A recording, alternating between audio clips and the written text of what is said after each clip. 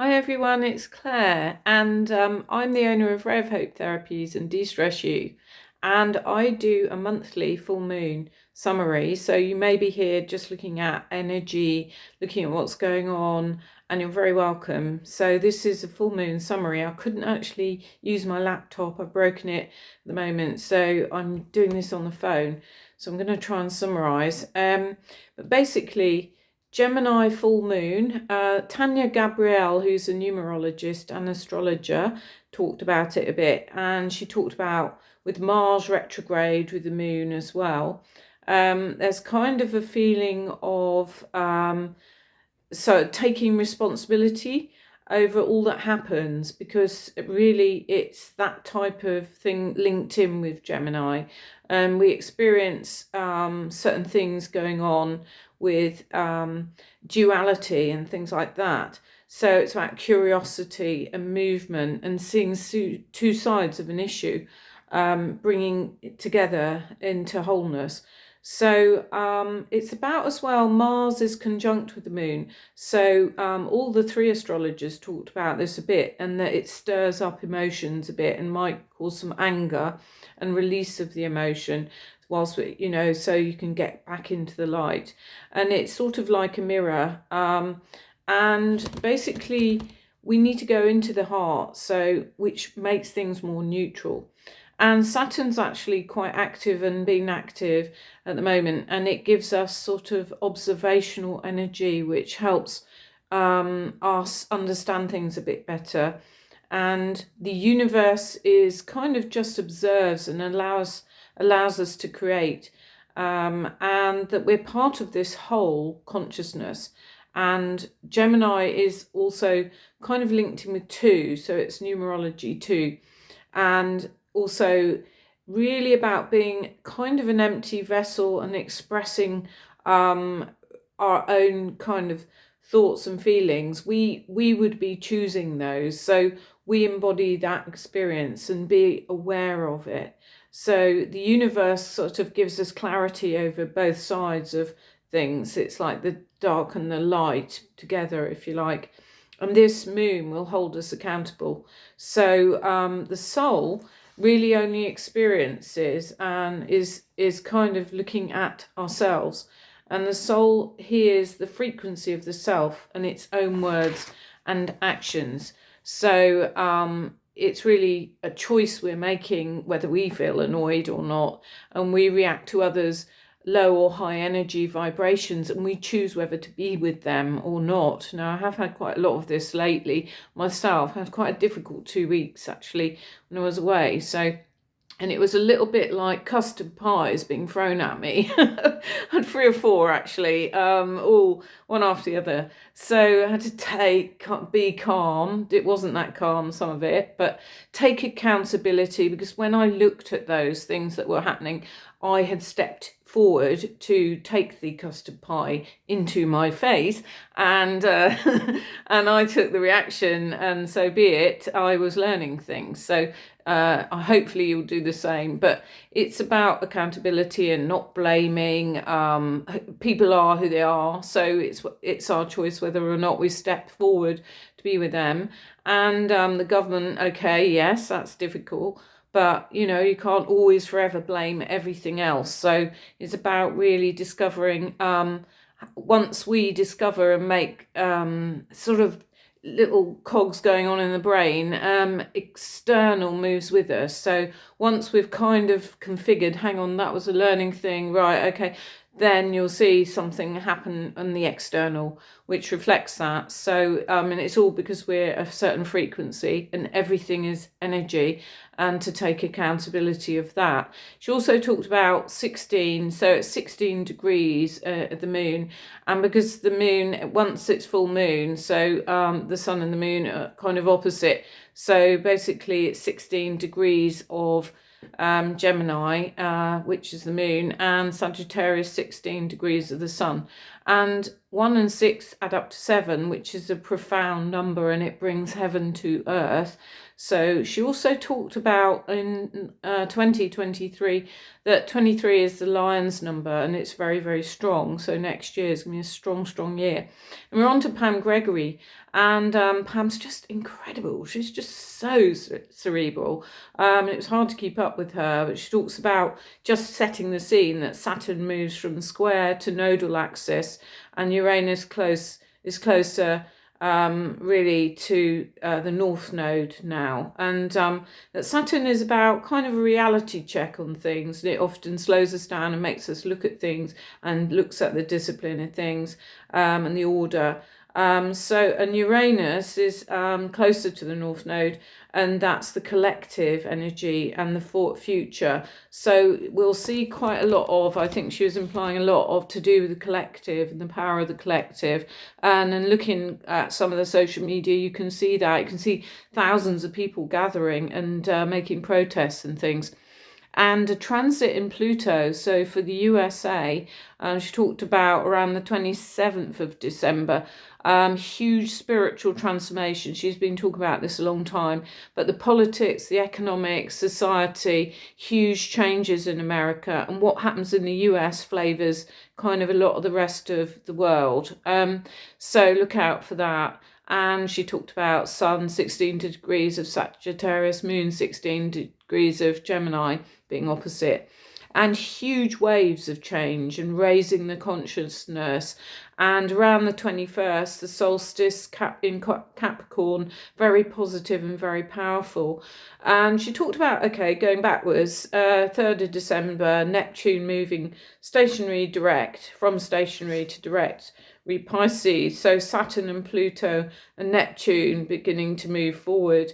And 22nd of January, more momentum with Uranus and all the planets beginning to move more, really, especially from the 22nd of January.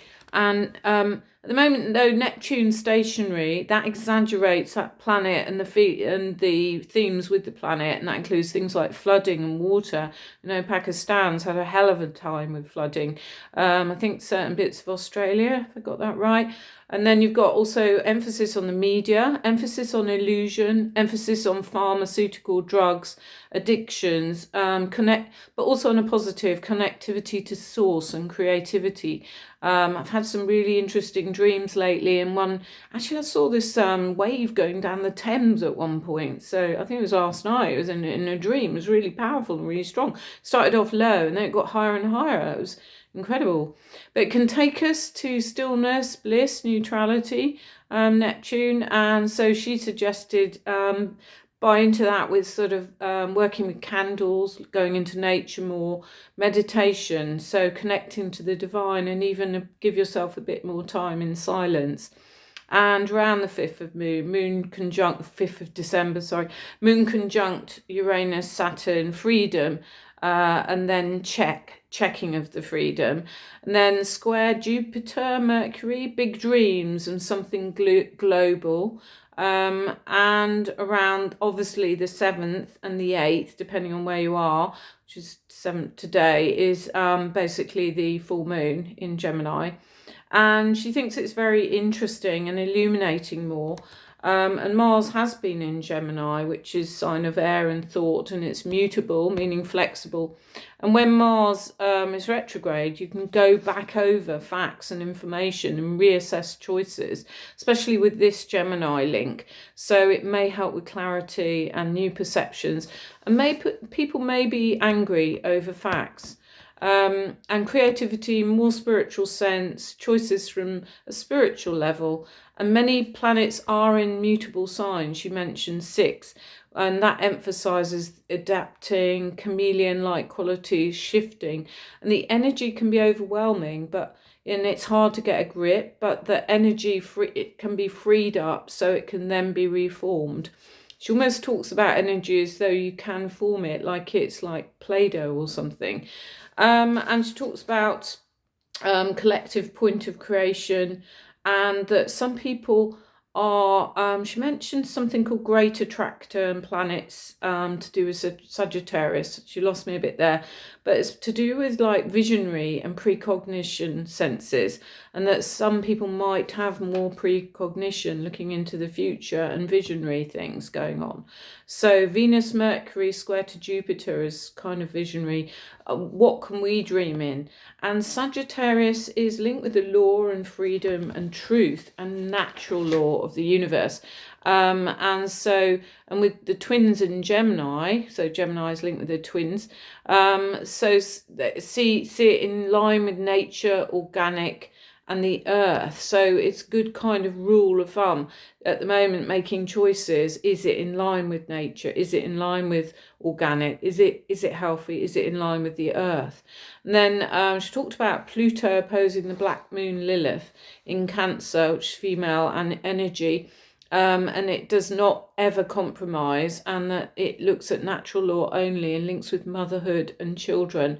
Well, that's some kind of theme there. And freedom, truth, being your own person, being the maverick and going towards the higher mind. She talked about 3 dwarf planets influencing. I'll just go quickly over it. So very slow, the dwarf planets, and they have 300-year orbits, but there's one called Algira linked to Aborigines and dreaming into the future, which is very positive.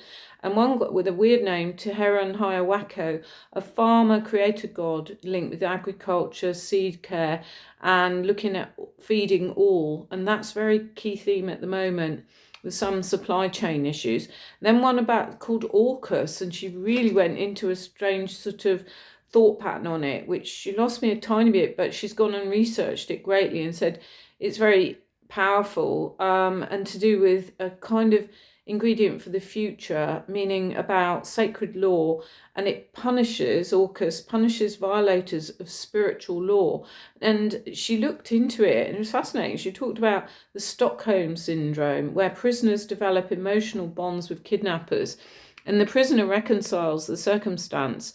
And Orcus takes us kind of in the same way to a darkness and then back to the truth.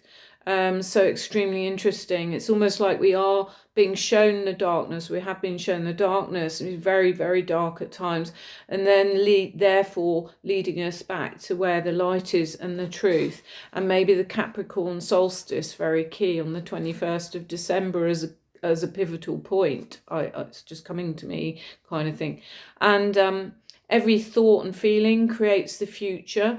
And so that's important for us at the moment. And she mentioned Diana Cooper, who's a British sort of spiritual person, who's made a lot of really good books, amazing links with angels, photographs of orbs. I've followed her as well. And Pam and I seem to be in agreement. And she's great at manifesting and getting through negative periods of time.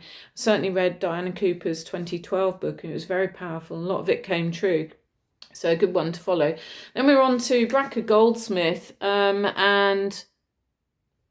sorry, just checking the time. Full moon Gemini, Sagittarius new moon towards then the Gemini full moon, about flexibility, choice, duality. Look at life and your healthy choices, and really about the action regards Mars, working with kind of the moon, and the emotional self. So it may cause some anger and impatience, and we may have to repeat things. This very thing happened to me yesterday. Very difficult day, having to do something administrative, which I had to repeat several times. I got very stressed by it. But it's about learning, studying, and we may have to go back into things and relearn things. And we may be linked in with writing and publishing. And Mercury ruling Gemini, so squaring Capricorn. How do we use our time? She talks about, so are we going to create videos, we're going to read books and so on. And moving into the Capricorn structure towards December 21st, productive, useful, efficient, keep the mind active and flexible, and therefore cut off more of the duality and polarization that we've seen kind of going on, with extreme imbalances, needing to balance them up. And she said, make a list to do. She's always very practical and more grounded and earthy, but make a list to do what needs doing. But in a light, playful way, like childlike, linking in with Gemini, which is a bit like fun, lightheartedness, instinctive, and smiling. And smiling, she talks about, is the mouth yoga. Okay, so this is all on my phone, so I'm going to really rush and say have a brilliant full moon, and I'll speak to you in the next one. And definitely on the 21st of December, we'll be doing a solstice of some sort. Thank you. Bye.